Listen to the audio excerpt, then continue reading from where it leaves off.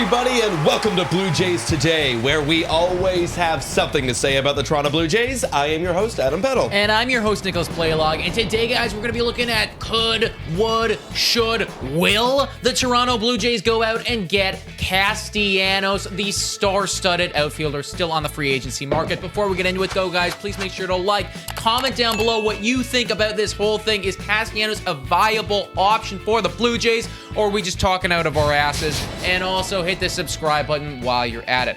All right, dude, Nick Castellanos. Yeah.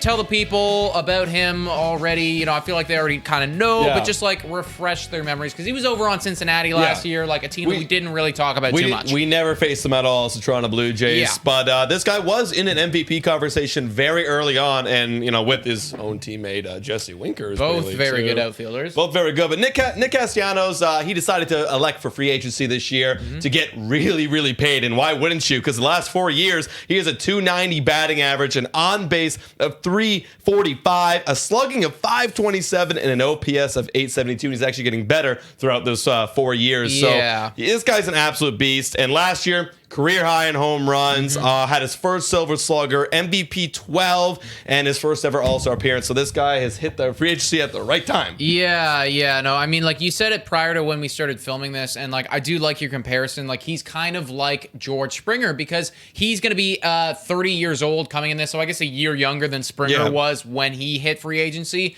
But like you look at the numbers, like basically Castellanos maybe a little bit less power, a little bit less slugging, but he makes up for it with the batting average, a .290 batting average over those last 4 years, like you're saying. OPS right around the same as George Springer, and he's probably going to get paid pretty similarly to George Springer. Yeah. Like the number is 100% going to be over $100 million. 100%. I'm not sure how many years, maybe probably in the 5 to 6 range, considering he's going to be 30 years old. So I think any team's going to be lucky to have him. They are going to have to pay a pretty penny to get him, though. So with that being said, are the Blue Jays willing to pay that pretty penny for Nick Castellanos? Okay, here's the thing. He's amazing. What do you mean? He is. And frankly, like, am I going to be disappointed if the freaking headline comes out and says Nick Castellanos to the Blue Jays? No, of course not, because I know that this guy is going to like hit 30 home runs and get on base a bunch. And I mean, like, arguably, potentially even the best hitter on free agency left. Amazing two-hitter for our squad, something that we were kind of like struggling to figure out who's going to be in that 2 spot. Nick Castellanos, he'd be perfect for it. But you look at the guys that we already have in Lourdes Gurriel Jr., in Teoscar Hernandez, and in George Springer, and none of those guys are bench guys. No. They are starters. No, exactly. And like, I think they would make it work. You know what I mean? Like, again, like kind of Grichuk last year, Dickerson last year was that fourth outfielder that was able to find playing time in that crowded outfield. So like, they would make it work with the DH spot. But for me, it's just like, if you're bringing on Nick Castellanos, like we all were just saying, that's like bringing on another George Springer. And it's like, okay, we have 2 George Springers, and you know, we've been talking about a lot. If you're bringing on someone of that caliber, what does this mean for the Toronto Blue Jays? Well, you're probably losing Bo and Vlad. We've said it a million times on here, but you're also kind of creating this weird long jam where you still have Teoscar Hernandez, who's like won many Silver Sluggers, won 2 for the past 2 years, and then the Lord, who's like a staple in the lineup. So I don't know. It just feels and wrong. It's just like you said, you have 2 George Springers, and they're playing the same position pretty much. You know, it's like they're both out in the outfield right now. Whereas like I can maybe like see the argument for, it's like, okay, if you're gonna pay for another George Springer, put him over at third base like a Chris Bryant, because we need that position right now. It's a perfect fill. Exactly. You know? We don't need that position right now. Like, I know that we could probably make it work, but Lord, Teo, Springer, Castellanos, they all deserve at least 500 ABs in a season. I want to make sure that all of them get them, and like having all of them there, you know, it's like, it's just this perpetual problem where probably almost every single day, one of them is going to be out of the lineup, because you got to give Vlad rest, you got to give other people rest, things are going to happen. It just feels like a crap load of money to pay for a position that we don't really need right now. It's just bringing on too much problems. Like, if this were to actually happen, guys, I do not think this is ever going to happen.